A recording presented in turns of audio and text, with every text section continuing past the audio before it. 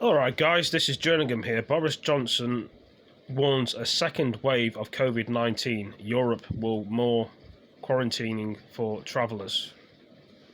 It could mean anybody. We're going to play the video and I'm going to show you on the video what it means for the new UK numbers and everywhere else, and Cyprus, and it will show you the numbers. Madrid announced that face masks now have to be worn outdoors in the Spanish capital at all times, which makes Spain's attempt to persuade the UK to change its travel advice even less likely to succeed. And today, Boris Johnson hinted that similar action against other European destinations could follow. What we have to do is take swift and decisive action where we think that the risks are starting to bubble up again. And let's be absolutely clear about what's happening in Europe, amongst some of our European friends. I'm afraid you are starting to see, in some places, the signs of a second wave of the pandemic. The Spanish town of Totana has gone back into lockdown only a month after the last one was lifted, a gathering at this bar triggering a second COVID outbreak. In Catalonia, all bars and restaurants were shut from midnight last Friday. Numbers on beaches near Barcelona are being restricted as well. Today, Germany and Belgium advised holidaymakers not to travel to several Spanish regions. But the UK's advice against travel to the whole country, now including the Balearic Islands, is causing the most offence. Insisto, el error, a mi juicio, y por eso. The error, in my judgment, is based on considering the cumulative incidence in the whole country, because I have to say that 64.5% of new cases are registered in two areas. In most of Spain, the incidents are very much lower than even the numbers in the UK. In the Austrian resort of Lake Wolfgang, over 50 cases were confirmed over the weekend, including seasonal hotel workers. The summer weather leading to the neglect of rules on social distancing is now a major concern. Summer is a problem. Its virus likes all weathers, but what it particularly likes is jumping from one person to another when we come in close contact. So let's not give it that opportunity. So the second wave idea, we are in the first wave. It's going to be one big wave. It's going to go up and down a bit. Now, the best thing is to flatten it and turn it into just something lapping at your feet. According to the latest weekly figures, Spain has recorded more than 13 cases per 100,000 people. The UK's rate is less than half that. France is doing slightly better, and Germany better again.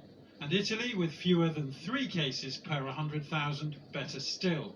Turkey and Greece are very different stories. Turkey with almost 4 times Greece's infection rate. Austria, though, recorded a figure of more than 9, and danger signs from Belgium and Croatia, both registering almost twice as many cases per head as the UK. I want to be really blunt and really clear with people that, you know, I wouldn't, if you're asking me, I wouldn't be booking a foreign holiday right now because of these reasons. I'd be choosing, if I had the time to go on holiday, I'd be choosing to spend it here in Scotland. Catalonia today introduced a ban on informal outdoor parties. Those who ignore it can be fined up to 15,000 euros. It's a desperate bid to rescue Spain's tourism industry, which accounts for well over 10% of the Spanish economy. But it's also intended to save lives and curb the complacency, which now threatens all of Europe. Jonathan Rugman reporting. Well, just before we came on air, I spoke to Hans Kluge, the World Health Organization's regional director for Europe, and I began by asking him whether Europe is experiencing signs of a second wave. Right, there is a phenomenon which we are observing across the region, but frankly speaking, which is not unexpected. Whether this is still the first wave or a second wave is less important than to realize it is because of the change in human behavior. Basically, the virus is still with us. We don't have a treatment yet, nor an effective vaccine, so we have to learn to live with the virus. But what's important as well is that a second wave does not mean a second lockdown of the economy and the educational system. we have learned to manage COVID transmission while having a running economy and educational system at the same time. But the key is we know what to do. Let's make it hard for the virus. Let's not make it too easy for the virus.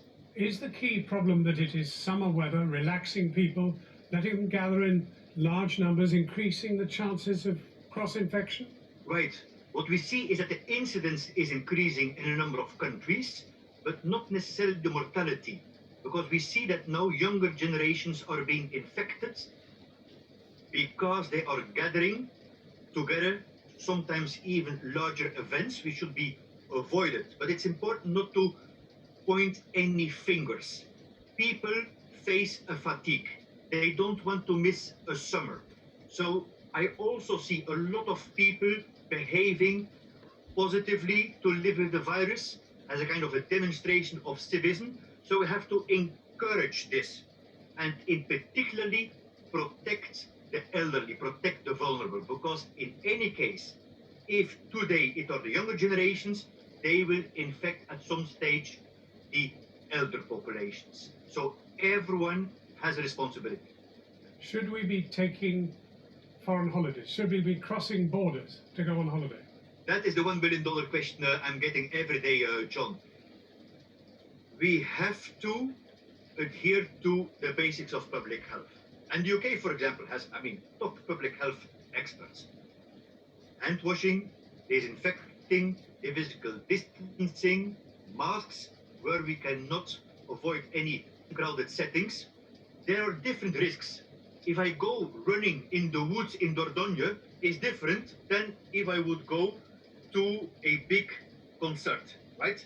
So in that sense, let's not have one size fits all, but listen to the advices of WHO, of the national authorities, and use, after all, a lot of common sense. But I notice you've stepped back from actually saying, no, you shouldn't cross the borders. Closing borders is never going to stop the virus. Of course, at one point, if we see real exacerbation, we have to be brave, and more brave this time on travel advice. Absolutely. I myself, as an infectious disease specialist, I believe in what we call the precautionary principle. WHO and authorities have been blamed often lately that we were a little bit too late. But this is science. And now what we see is because of the speed and the scale of devastation, we cannot wait till we always have the science right. So in that sense, the basic of medicine is primum non nocere. First of all, do not harm. Hans Kluge, thank you very much indeed for talking with us. Thank you. My pleasure, John. Well, there you have it. It's still sticking with us for a while for this virus then. It doesn't seem to be going anywhere. It's getting worse in some places, getting better than having second outbreaks. We've had a few second outbreaks in the UK, like Oldham, Birmingham, Bradford, Rochdale, Leicester. These are the outbreaks in the UK. It could spread even further. Who knows? Some people don't like what's going on, but it's the way life is sometimes. Hopefully things will sort out one day. Anyway, thank you for joining me again, and see you next video. Peace.